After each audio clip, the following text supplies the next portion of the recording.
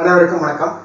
ரெகுலராக இந்த தேங்காய் சாதம் அப்படின்னு பண்ணும்போது அதில் தேங்காய், அப்புறம் பச்சை மிளகாய், கருவேப்பிலை, பெருங்காயம், அப்புறம் இஞ்சி இதுதான் போடுவோம். ஆனால் இன்றைக்கி நம்ம பண்ண போகிற அந்த தேங்காய் சாதத்தில் கூடுதலாக 2 பொருட்கள் ஆட் பண்ணுறோம். தப்பாக நினச்சிக்காதீங்க. அது டேஸ்ட்டாக தான் இருக்குமே தவிர நல்லா இல்லாமல் இருக்காது. நிறைய பேர்கள் நம்ம வீடியோ கமெண்ட்டுகளில் இதை அது சேர்க்கக்கூடாது, இது சேர்க்கக்கூடாது அப்படின்னு சொல்கிறாங்க. அப்படி கிடையாது.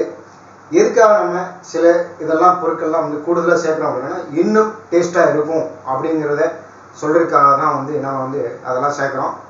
மற்றபடி சாப்பிட்டா நல்ல டேஸ்ட்டாக இருக்கணும், அதுதான் இம்பார்ட்டன்ட். வேறு எதுவும் கிடையாது.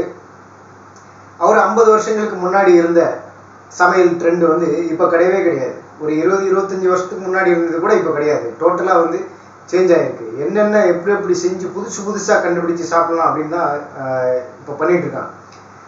என்ன ஒரு விஷயம் அப்படின்னு கேட்டிங்கன்னா, நம்ம சாப்பிட்றது ஆரோக்கியமானதாக இருக்கணும், நம்ம உடம்புக்கு சத்துள்ளதாக இருக்கணும், நல்ல டேஸ்ட்டாக இருக்கணும், தரமானதாக இருக்கணும். இதெல்லாம் தான் முக்கியமே தவிர வேறு எதுவும் முக்கியம் கிடையாது.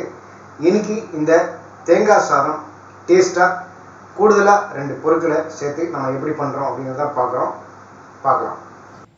இப்போ நாம் இதுக்கு முதல்ல ஒரு தேங்காய் எடுத்து சின்ன சின்னதாக நறுக்கி வச்சுருக்கோம். அதிலே ஜாரில் கொஞ்சம் சிறு தோல் நீக்கி இஞ்சி துண்டு போட்டு வச்சுருக்கோம். 3 பச்சை மிளகாய் சின்ன சின்னதாக நறுக்கி வச்சுருக்கோம். கருவேப்பிலை வச்சுருக்கோம். ஒரு 4 பீன்ஸ் சின்ன சின்னதாக நறுக்கியிருக்கோம். கொத்தமல்லி இலை சின்ன சின்னதாக நறுக்கி தனியாக எடுத்து வச்சுருக்கோம் ஒரு தட்டில். இந்த இஞ்சி நம்ம தேங்காயோட அரைச்சி போட்டோம் அப்படின்னா தூர போடுறதுக்கு வாய்ப்பு கிடையாது, இல்லைன்னா தூர போட்டுருவாங்க. இப்போ நம்ம ஒரு வானிலையை வச்சுட்டு அதில் ஒரு 4 ஸ்பூன் அளவுக்கு எண்ணெய் விட்டுருக்கோம். இந்த எண்ணெய் முடிஞ்ச அளவுக்கு தேங்காய் எண்ணெயோ இல்லைன்னா கடலை எண்ணெய், நல்லெண்ணெய் 3த்துல ஏதாவது ஒன்று சேருங்க. முடிஞ்ச வரைக்கும் சன்ஃப்ளவர் ஆயிலை அவாய்ட் பண்ணுறது நல்லது. அதில் இப்போது ஒரு 1/2 ஸ்பூன் கடுகு, உளுத்தம்பருப்பு, கடலைப்பருப்பு இது எல்லாத்தையும் நாம் போட்டிருக்கோம். இந்த கடுகு நல்லா வெடித்த பிறகு அதில் ஒரு கொத்து கருவேப்பிலையை எடுத்து போடுறோம். கருவேப்பிலையும் நல்லா பொரிஞ்ச பிறகு பச்சை மிளகாய் சின்ன சின்னதாக நறுக்கி வச்சிருக்கிற பச்சை மிளகாயை அதில் போட்டிருக்கோம். இந்த பச்சை மிளகாய் எண்ணெயில் பார்த்து பொரிஞ்சிரும். அப்படியே அடுத்ததாக நம்ம இந்த பச்சை மிளகாயை போட்ட பிறகு அதில் சின்ன சின்னதாக நறுக்கி வச்சிருக்கிற பீன்ஸ் துண்டுகளை அதில் போடுறோம். இந்த பீன்ஸும் பார்த்தீங்கன்னா எண்ணெயில் நல்லா பொரிஞ்சு அது வெந்துடும். பீன்ஸ் துண்டுகளை அதில் போட்டு லேசாக நாம் ஒரு வதக்கணும்.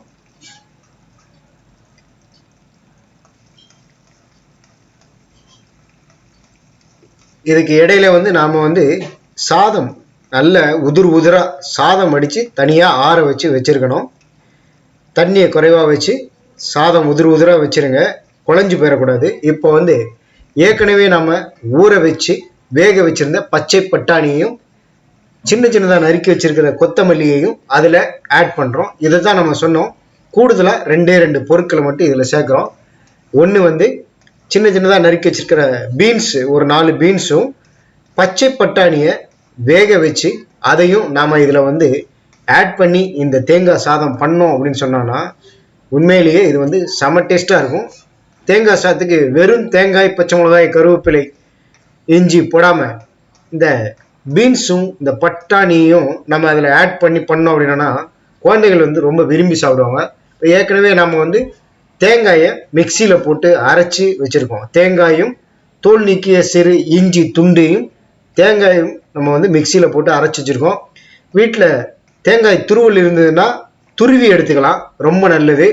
இப்போ யாரும் அந்த துருவல்லாம் யூஸ் பண்ணுறது கிடையாது. எல்லாத்துக்கும் மிக்சி தான் நம்ம யூஸ் பண்ணுறோம். அதனால் மிக்சியில் போட்டு நம்ம அந்த தேங்காயையும் இஞ்சியையும் அரைச்சி வச்சுருக்கோம்.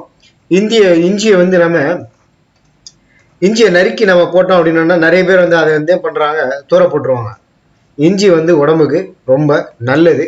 அதனால் அந்த தேங்காயோட அரைச்சி போட்டோம் அப்படின்னா அதை அவாய்ட் பண்ணுறதுக்கு இது கிடையாது, வாய்ப்பு இல்லை.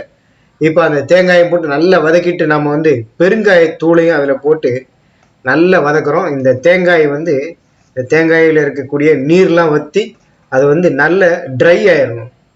இந்த பட்டாணி, இந்த பீன்ஸு எல்லாமே வந்து நல்லா வெந்துடுது. இந்த தேங்காயும் பார்த்தீங்கன்னா அதில் இருக்கிற தண்ணி எல்லாம் ட்ரை ஆகிட்டு நல்லா வந்து தேங்காயும் நம்ம வந்து வதக்கிட்டோம், நல்லா வதக்கியாச்சு.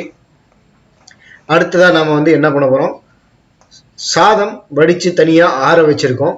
அதில் வந்து இந்த தேங்காய் மிக்ஸை வந்து அதில் நம்ம போடணும். இதை நம்ம கூட ஒரு நாள் 2 நாளைக்கு யூஸ் பண்ணுறதா இருந்தால் கூட நம்ம இது மாதிரி செய்து ஒரு காற்று போகாத டப்பாவில் கூட அடைச்சி வச்சு ஃப்ரிட்ஜுக்குள்ளே வச்சு நம்ம வந்து 2-3 நாளைக்கு கூட நம்ம வந்து யூஸ் பண்ணிக்கலாம். அதிகபட்சம் ஃப்ரிட்ஜுக்குள்ளே வச்சுருந்தீங்கன்னா 4 நாள் வரைக்கும் வச்சு யூஸ் பண்ணிக்கலாம். இப்போ இந்த தேங்காய் மிக்ஸை வந்து நம்ம சாத்தில் போட்டு நல்ல கிளறணும். சாத்தை நம்ம வந்து உதிராக வடித்து ஆற வச்சுருக்கோம். சாத்தை வந்து குழைய வச்சிடாதீங்க, வச்சிங்கன்னா இந்த தேங்காய் சாதம் நல்லாவே இருக்காது.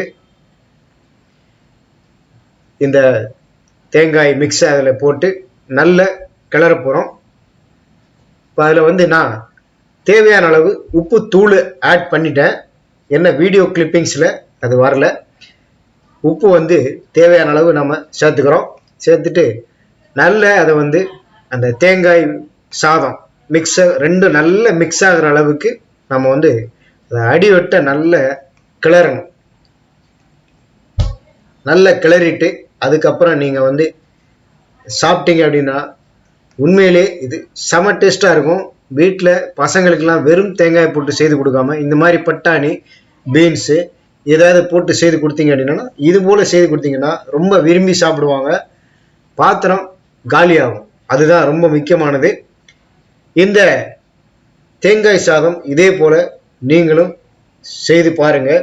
இந்த தேங்காய் சாதத்துக்கு நாம் வந்து கத்திரிக்காய் கொச்சு அல்லது அப்பளம் இது வந்து சைட் டிஷ்ஷாக யூஸ் பண்ணோம்னா ரொம்ப டேஸ்ட்டாகவே இருக்கும், அருமையாக இருக்கும். இதே போல் நீங்களும் செய்து பார்த்துட்டு நம்ம வீடியோக்கு கீழே கமெண்ட் தெரிவிங்க. வீடியோ பிடிச்சிருந்துன்னா லைக் பண்ணுங்கள், எல்லாருக்கும் ஷேர் பண்ணுங்கள், மறக்காமல் நம்ம சேனலுக்கு சப்ஸ்கிரைப் பண்ணுங்கள். நன்றி.